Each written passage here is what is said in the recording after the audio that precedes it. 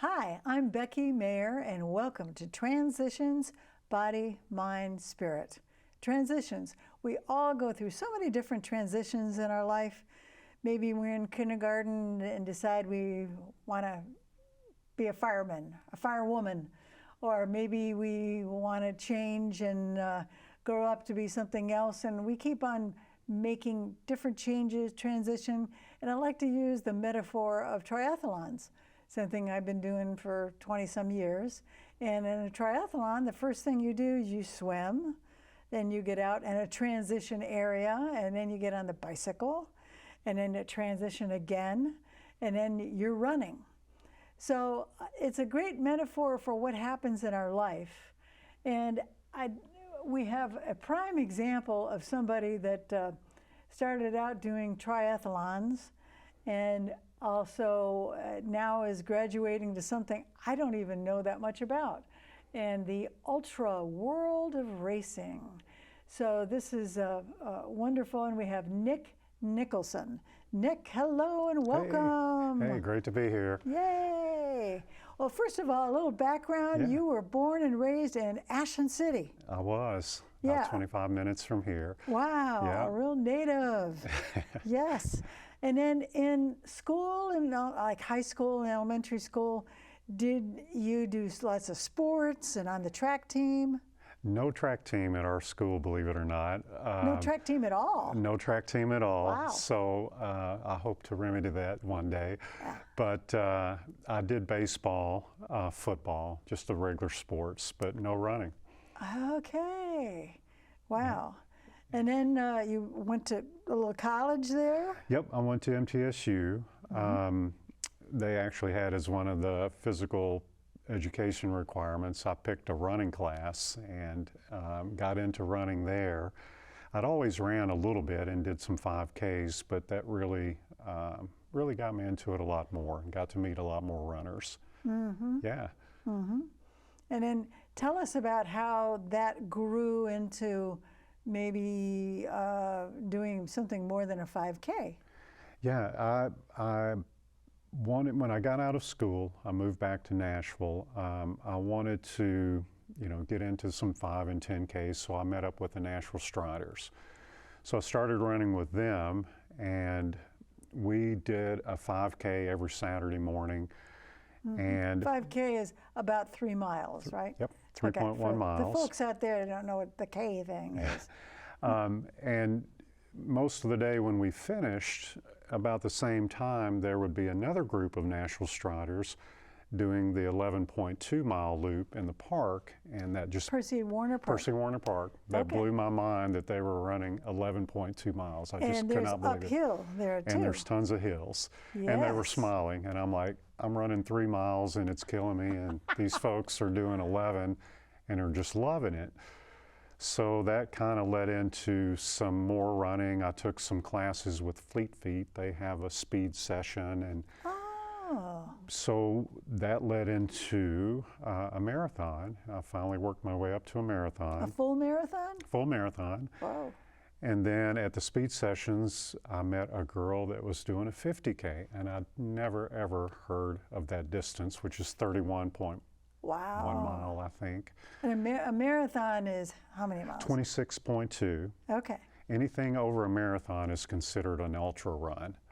Okay. So anything over 26 miles.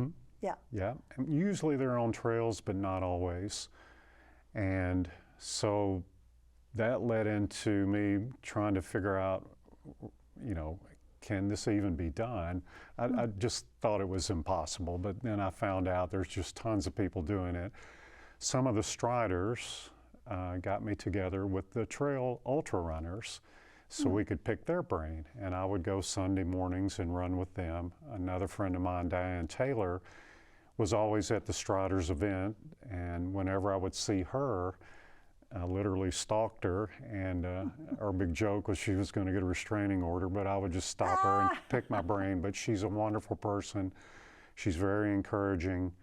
She has done tons of races, so she was a great go-to person. And then I signed up for my first 50K, and then of course you meet people there that have done 100Ks and 100 milers. So from there, the 100-miler just seemed like a really, really cool distance, and I wanted to get one of those done. After you'd done the 50K. Mm-hmm. And where was the first 50K for you? First 50K was Stump Jump in Chattanooga. It's kind of a classic run, lots of fun. Was it on trails? On trails. Okay. Mm-hmm. Yeah. All right, which is better for your feet and everything, right? It is. It's you're running more miles than a marathon, but the recovery time for me is a lot less than a marathon. You're pounding the pavement on the trails. Your stride is changing. You're uphill. You're downhill. You're landing on uneven surfaces, and you're a lot of times going a lot slower too. But the recovery time is a lot easier from a 50K, in my opinion. Yeah. Wow. So you did your first 50K, and it kind of like, well, what else is out there? Yeah. They have a series in Huntsville. They have a wonderful running club down there, and they had a series. I believe if you do 5 races, you get a special prize. And so there were 2 50Ks, a marathon, or possibly 3 50Ks. But one of the 50Ks, you had the option to do 50 miles. And the 50K is like 30 miles? 31 miles. 31 miles. So I wanted to do a 50. 50 miles. 50 miles, because I knew that was the next step to get to 100. And it was a looped course, and my friends told me sometimes the loop courses are harder because the people that are doing the shorter distances are there at the pavilion, literally eating hamburgers, drinking beer, and you got to go out for another 10-mile loop. And I just looked at them and I'm like, man, I still got 2 10-more-mile loops, and they're just having a party over here.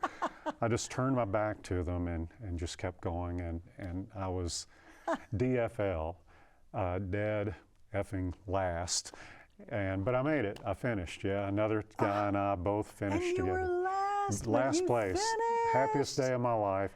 The race director was wonderful. I told him before I went out on the last loop, I said, just cook me a hamburger, leave it on the table, and leave. You don't have to wait for me. And they waited, and they cooked us fresh hamburgers. They were so kind, and that's the ultra community. They waited around. We had our hamburgers, and waited.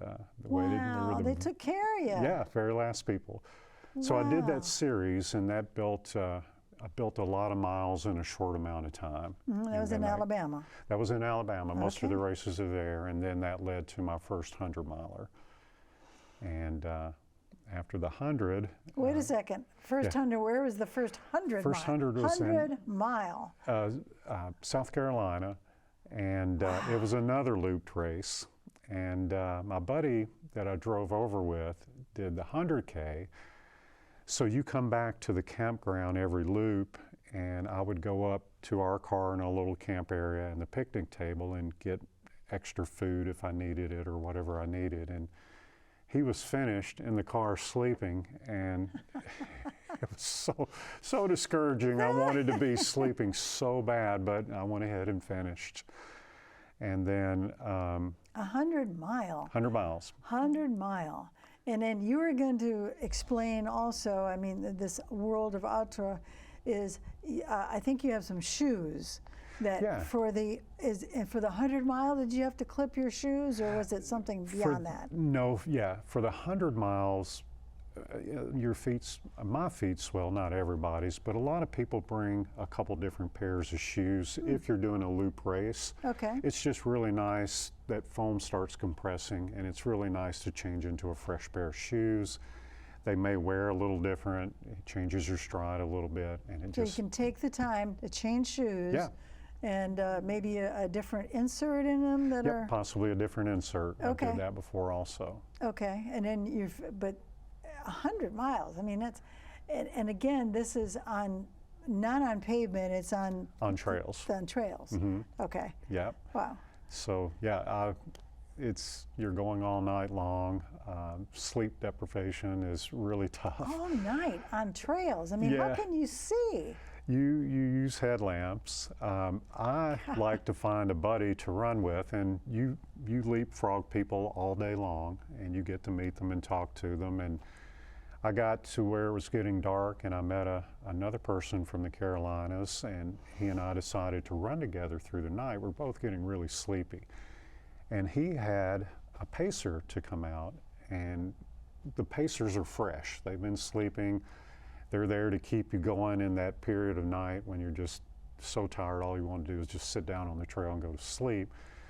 So his pacer came out, and I ran with about 5 other people in the pacer, and she was awesome. She was like a drill instructor. She kept us going, got us through that sleepy period, and then when the sun comes up, I guess whatever the cycle is, you just start waking up and you feel better, and then you know you're getting close to finishing, and you have that energy also. Running all night, and the run is it run walk? Oh yeah, lots of walking. Okay. Most people walk the hills, but yeah, there's some walking in there for sure. Okay. Yep, yep. Yes. But you want to keep moving. Yeah, you're just going forward. Going forward, You yeah. Keep doing it. And then at the end of 100 miles, particularly the first time, was it like, oh my God, I did it? Yeah, it was exciting. The 100-milers usually give you a belt buckle that's you probably wouldn't wear anywhere, but it's really cool to get a big gaudy belt buckle. But it's fun, yeah. That way you know that you've ran 100 miles to see what it's like. Yeah. Wow. Yeah, very fun. Yes. Okay, so I can see the trajectory. It's going more and more and more. All right, then after 100, you think, well, that would be it. But then there's more. There's more. The person I was telling you about, Diane Taylor, had ran this, a lot of people call them journey runs. Journey runs. And Okay. Some people can run the distance, most people can't. It's with a lot of walking involved.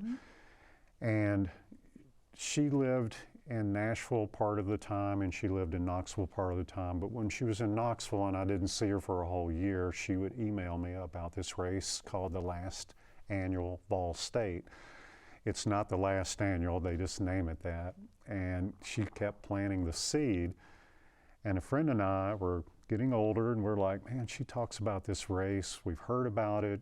Let's sign up and do it. And it was called the what? The Last Annual Vol State. Okay, does it have anything to do with Knoxville or Vol State at all? You know, I guess just the volunteer state. You actually cut across the length of Tennessee.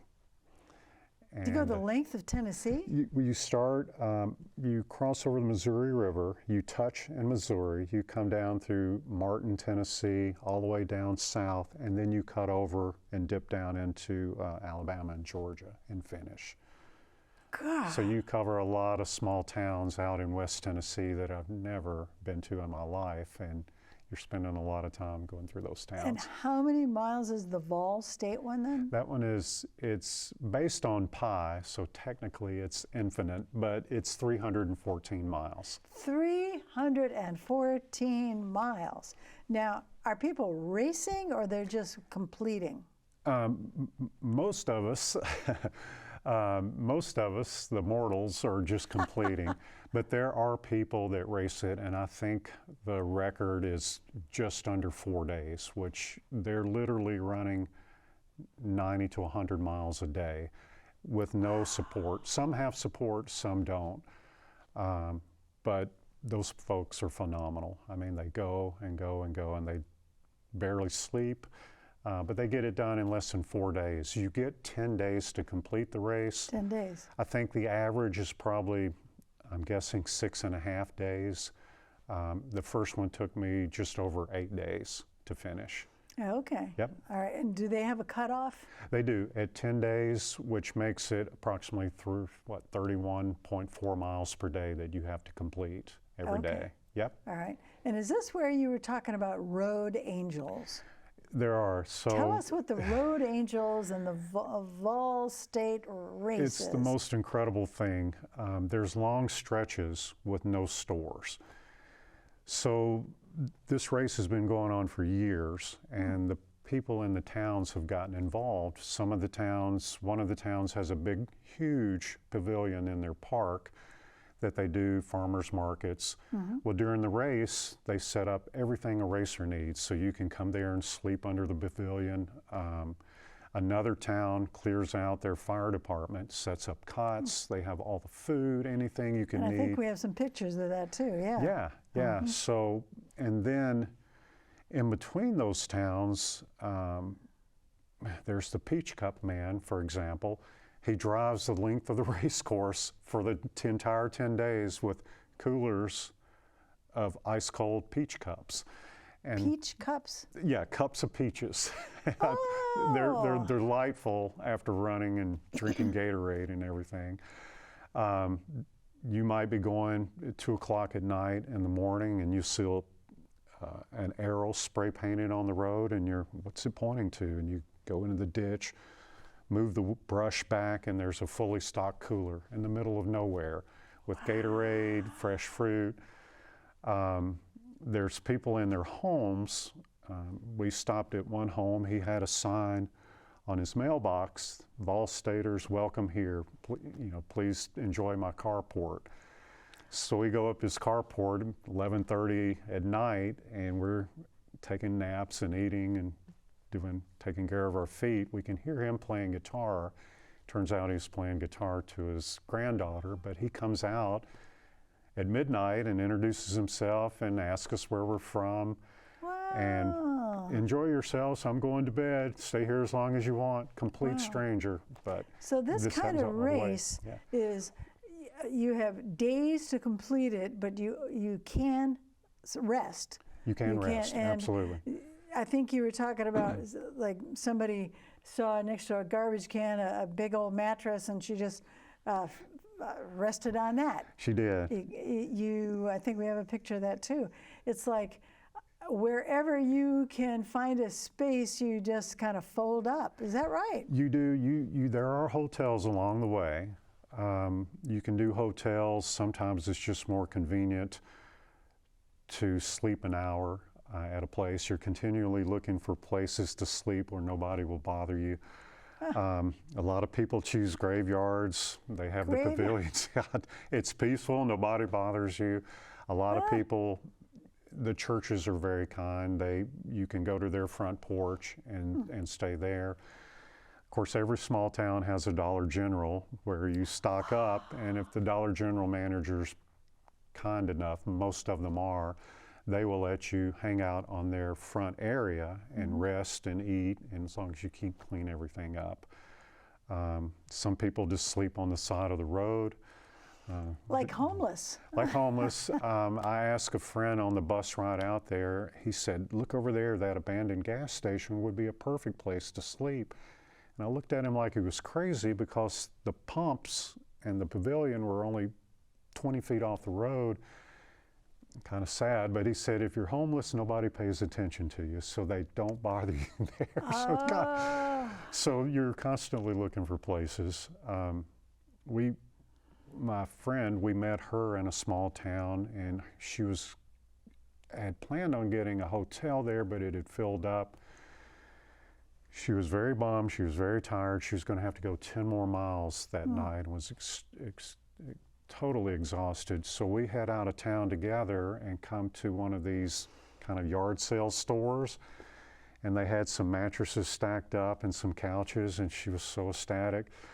We pulled a mattress down for her. We set the couches up and made a little border, and her friends slept on the mattress and the couch, and we kept going. Wow. And so it was ecstatic for her. You kind of lower the bar on where you want to sleep.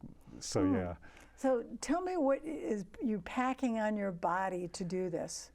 So when I first went, you want to go as light as possible. So I've seen people start with backpacks, but with 3 or 4 days in, they've gone down to as minimal as you can get.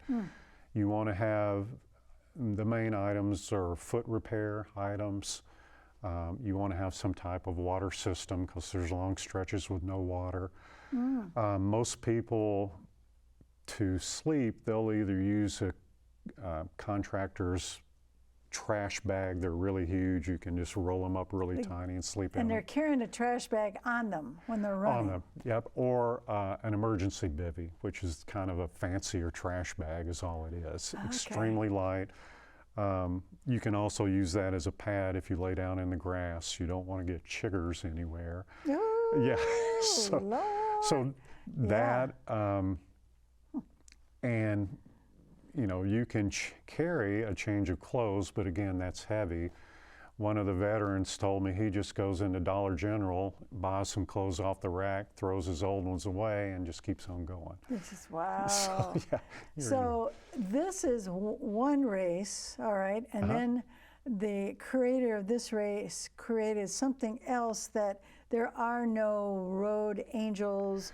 It's even more daring than the one you were describing. correct. So tell us about that. Yeah, he invented, and he loves Little Road Angels. That's great. The towns are into it. But when it first started, it was all about you and finding the resources. You didn't have those people pulling up with popsicles and water. Wow. So he created HOTS, last annual Heart of the South.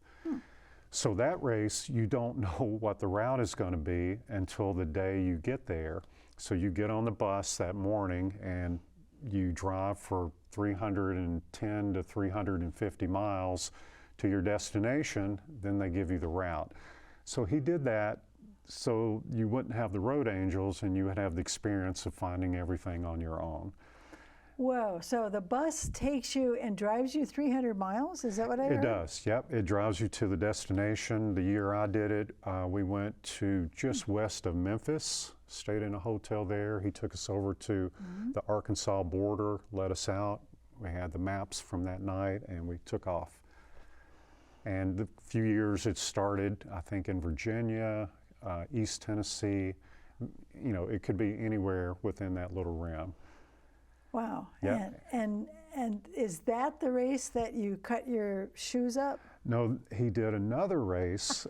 God. So he wanted to do 3 in a row. He came up with this idea so people could do Vol State, HOTS, and this one was called the Third Circle of Hell. The Third Circle of Hell. That gives you an idea. And he created this one to where there were long stretches with no hotels. So you knew you were going to be sleeping out. There were, I think 1 or 2 40-mile stretches with absolutely nothing and lots of elevation. This one was 370 miles. 300 and what? 70 miles. 370. Yep. Okay, did you do that? I did that one. And the 307. It gets like, oh my God. Is that where you tore up your shoes? It was. That race had a prerequisite. You had to have completed Vol State and HOTS to be eligible to enter into this race. Okay. And wow. You got a special award if you did Vol State in June, HOTS in July, and completed this one in August. So there were people that had done both of those. I just came out, I did those previous years. Right. I just came out to do the last annual the Circle of Hell. Third Circle of Hell. But I was traveling with several people that had done both of those races and were doing this one to complete the trilogy. Wow. And they were lots of veterans. I learned lots from them. I had showed you the pictures. They showed up to the start line with their shoes completely chopped up. And and you have some example of that? Yeah, these are ultras with a huge toe box, but my feet were so swollen that they were trying to poke out of the side. So I didn't have time to really do anything. I just cut the side so my pinky toe could stick out. Okay, so you cut it. My toes were swollen on round, and I had to cut the top because they were so fat that I needed more space up on top of the shoe. And these are good running shoes. So yeah, I wore those one day for practice. Wow. I wore a previous version and then used them for 370 miles and they're toast. Yeah, they're completely wore out. Wow. Yeah. So it's fun to see what people do with their shoes. You know, most people will cut a lot of the top off and their toes are just exposed. Toe socks are very popular. Toe socks, meaning each toe has a little. Yeah, your toes are kind of swollen and rubbing instead of having to stop and tape all the time. The toe socks are a lifesaver. So toe socks are very popular. Those type of shoes are very popular. Foot care is probably the most important thing, probably the one thing that prevents you from completing the race. Right, I mean blisters and stuff like that. Yeah, the first 2 races, tons of blisters, taping, popping blisters, trying to deal with that. And then by the time I get to the third circle of hell, I think I may have had 1 blister. So I knew how to take care of my feet. Okay, then you kind of learn the routine. You do. Yeah. You do. Yeah. So is the third circle of hell the largest one that you've done mileage-wise? It is mileage-wise, and that was on the roads also. It did have dirt roads that you went through. I mean, literally going through parks. There was literally nothing. We had a couple of storms that knocked the electricity out, so a lot of places where we were going to get food were completely shut down. It was quite an adventure. And no road angels, no road angels at that one. People usually when you start coming through the town, the line of people, the fast people probably get there, and then behind them for 4 or 5 days is a person every quarter of a mile or a couple of people. All night long, all day long. So people get on Facebook and they're like, what's all these walkers coming through our town? And then finally somebody gets brave enough to go ask one. Well, they find out it's a race. Well, then they start bringing water. So not a completely 100% road angel free, but mostly. Wow. Yeah, people just like to help, and that's what's so wonderful about those races. And this is so cool. I believe you're 61 years old. Okay, and look what you are doing. If some people say, "Oh, I'm over the hill at 40," well, I mean, you're a prime example. You can get out there, and you're enthusiastic about this. I mean, it sounds like all the blisters and this, but it's a passion you have, and the fact that I believe in the like attracts like. You're very kind, very helpful, and therefore the people are out there that you meet are kind and helpful, wanting to help, and it's a symbiotic thing that it all works. Absolutely. Yeah. I mean, you're traveling with people that, for literally days on end. You're having a rough day, you want to quit. They're encouraging you, pushing you on, and then 2 days later, one of those folks are having a rough day, and you return the favor. That teamwork. Yeah. Wow. Well, Nick Nicholson, amazing stories. I know there's going to be more on the horizon, and thank you for being here. We'll have to have you come back. Fantastic. And this is Transitions, Body, Mind, Spirit. Thank you. All right. Yeah. It was good. Oh, it was great. Good. Great. I kind of felt like there could be more, but I didn't go, well, what's next? But we were running out of time.